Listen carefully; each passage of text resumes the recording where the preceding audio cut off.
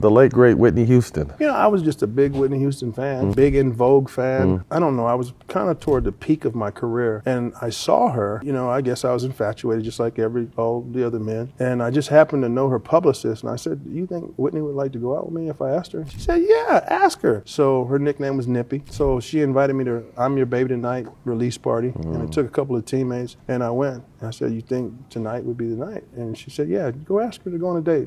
Tell her you'll take her to Antigua." And so I said, "Nippy, hey, I'd like to take you out, get to know you better." And she said, "Randall, that'd be very nice." I was shocked. And so we met. Back then, I told the owner of the team, I said, "Hey, I'm going to go on a date with Whitney Houston." He says, "Well, I'm going to give you my private jet. I'm going to fly you to Antigua." So I flew to Baller. So I flew Sealed the deal. Yeah, I flew to Miami, stayed with Norman Brayman at his house with he and his wife, and just great people. Sent me down there. I'm on the plane. I'm listening to her album, and to me, I was like, man. And this is no offense to Bobby. Back then, she said she was single, so we went out, and it was about a day and a half date. You know, nothing big. We just went to dinner, hung out on the beach, but that was about it. It's a thing on Instagram where somebody said, could I borrow some money? And they sent a picture of Whitney Houston, and the reply was, "Why you send me that?" And the person said, "Because I have nothing." You stupid.